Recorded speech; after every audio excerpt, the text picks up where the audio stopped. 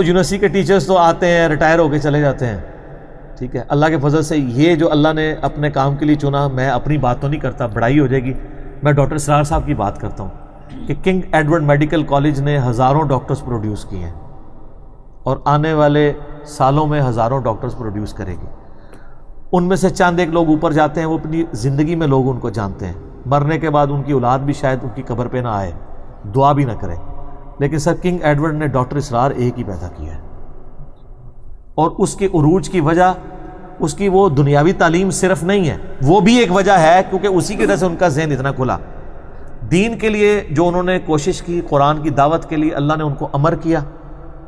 سر کروڑوں king Edward کے doctor اسرار صاحب پہ قربان، کہ اگر ایک ڈاکٹر اسرار ہمیں کنگ ایڈورڈ اور دے دے تو اس طرح کا تو کوئی ڈاکٹر نہیں پیدا ہوا۔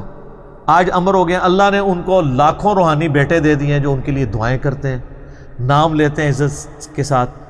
2010 میں 14 اپریل کو وہ فوت ہوئے، میں ان کے جنازے میں بھی شریک تھا، رو رو کے اللہ کے حضور دعا بھی کی اس وقت بھی، آج بھی جب بھی ذکر کرتے ہیں ان کے لیے دعائیں خیر کرتا ہوں میں۔ تو آج ان کو فوت ہوئے آلموسٹ 9 سال ہو چکے ہیں، لیکن وہ اسی طریقے سے اپنی ویڈیوز میں زندہ ہیں، اپنی تعلیمات میں زندہ ہیں، امر ہو گئے ہیں نا۔ میں کہتا ہوں جی دین ایک ایسی چیز ہے، آپ کو ایسا امر کرتی ہے کہ دنیا کا کوئی پوسٹ آپ کو امر نہیں کر سکتی۔ آپ کسی آرمی چیف کا نام لیں، پرائم منسٹر کا نام لیں، آپ جو ہے چیف منسٹر کا نام لیں، وہ اپنی زندگی تک ہوتے ہیں، مرنے کے بعد ان کو کوئی جانتا بھی نہیں ہوتا، کبھی کوئی تاریخی کتاب میں نام آ جائے تو آ جائے، لیکن جو دین کے لیے کام کرتا ہے وہ امر ہو جاتا ہے۔ ڈاکٹر ذاکر نائک بھی تو ایک میڈیکل ڈاکٹر ہے نا، ان کے ساتھ کے ہزاروں ڈاکٹرز فارغ ہوئے ہیں۔ وہ کہتے ہیں جب میں نے دین کا کام شروع کیا تو میری والدہ سے میں نے کہا کہ میں اپنا پروفیشن چھوڑ کے یہ کام کرنا چاہتا ہوں، تو ظاہر ہے ہر کوئی ریلیکٹنٹ ہوتا ہے کہ یار بچہ پڑھایا لکھایا تھا، اب جب فروٹ کی باری آئی ہے تو یہ کہہ رہے ہیں میں دین میں، تو ان کی زندگی بدلی ڈاکٹر احمد دیدات صاحب رحمہ اللہ کی وجہ سے۔ تو انہوں نے کہا کہ آپ نہیں چاہتی ہیں کہ میں احمد دیدات کی طرح دین کا کام کروں؟ تو ان کی والدہ نے کہا کہ مجھے ہزاروں ڈاکٹر ذاکر نائک بھی قربان کرنے پڑے نا کہ ایک دیدات ہمیں اور مل جائے تو میں تیار ہوں۔ تو سر بھی ملا ہے نا، دیدات نہیں ملا، دیدات پلس ملا ہے۔ اور دیکھیں انبیاء اکرام کو اپنے زمانے میں جو تکلیفیں اٹھانی پڑتی تھی نا، آپ دیکھیں کہ اس کا کچھ حصہ ان کو نصیب ہوا ہے، غریب الوطنی ملی ہے نا ان کو، جس طرح ابراہیم علیہ السلام کو اپنا ملک چھوڑنا پڑا، ڈاکٹر اسرار کو اپنا ملک ڈاکٹر ذاکر نائک کو اپنا ملک چھوڑنا پڑا، کتنی مشکل کی لائف گزار رہے ہیں، نیشنلٹی نہیں ہے ان کے پاس، ملیشیا میں بھی اپلائی کیا ہوا پھنسی ہوئی ہے۔ غریب الوطنی تو غریب الوطنی ہوتی ہے، لیکن آخرت کا اجر پکا ہے۔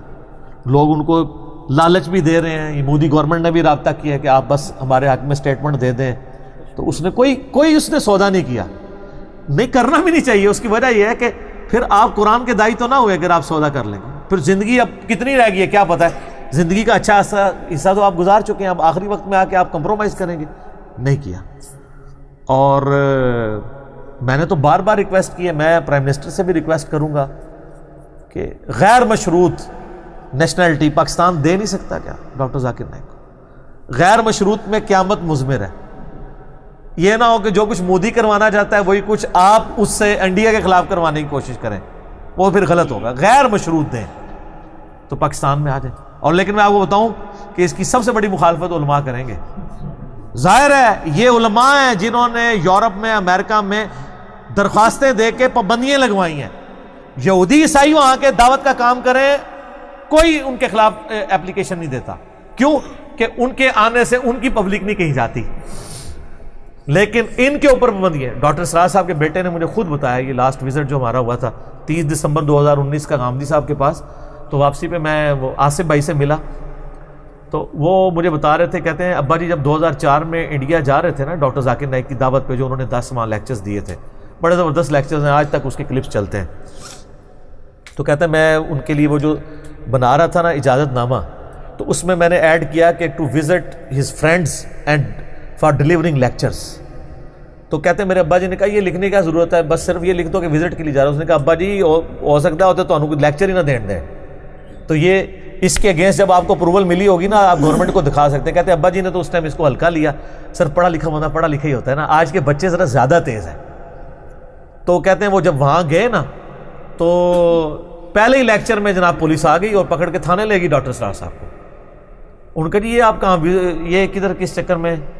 تو انہوں نے کہا یہ دیکھو تمہاری گورنمنٹ نے جو مجھے یہ پرمٹ دیا یہاں آنے کا اس پہ لکھا ہوا ہے for meeting friends and travelling lectures, تو یہ لیکچرز کی اجازت آپ کی گورنمنٹ آف انڈیا نے مجھے دی ہے، اس کے اگینسٹ ویزا ایشو ہے.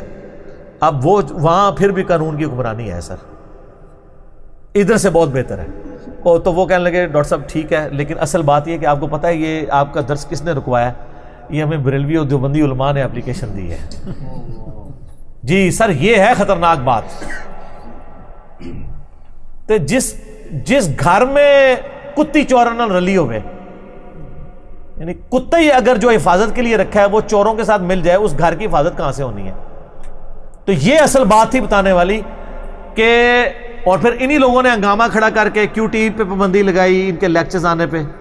ٹھیک ہے سر یہ علم کا میدان ہے، اجازت دیں سب کو کہ وہ اپنا پوائنٹ بھی سامنے رکھیں، آپ علمی رات ضرور کریں، لیکن یہ کیا کہ جناب ہماری جب باری آئے گی آپ پچ ہی کھود دیں گے.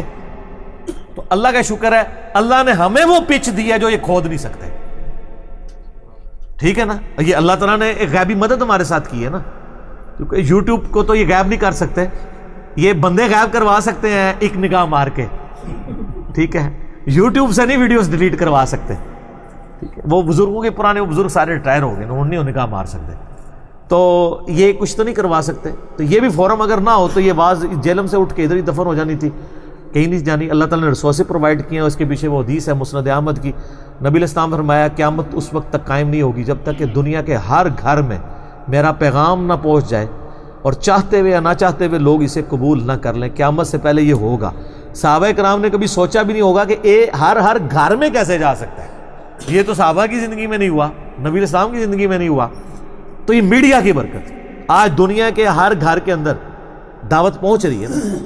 یقین کریں اتنے کٹر قسم کے لوگ جو کبھی ہمارے درس میں اپنے بچوں کو نہ آنے دیتے، اب وہ کبھی ملتے ہیں نا تو کہتے ہیں جی وہ ساڑا منڈا تھوڑے کلیپ ویکھدا ہے، تو تسی منڈے نو اتنے آن نہیں دینا، اسی خود ہی تشریف لے گئے ہوتے بیڈ روم میں. ٹھیک ہے، اور ٹائم کے بھی بغیر وہ رات کو 2 بجے اٹھ کے بھی لکھے گا نا تو 2 بجے بھی حاضر ہو جائیں گے یوٹیوب پہ. کیا حکم ہے میرے آقا بتائیں سر، یہ برکات ہیں.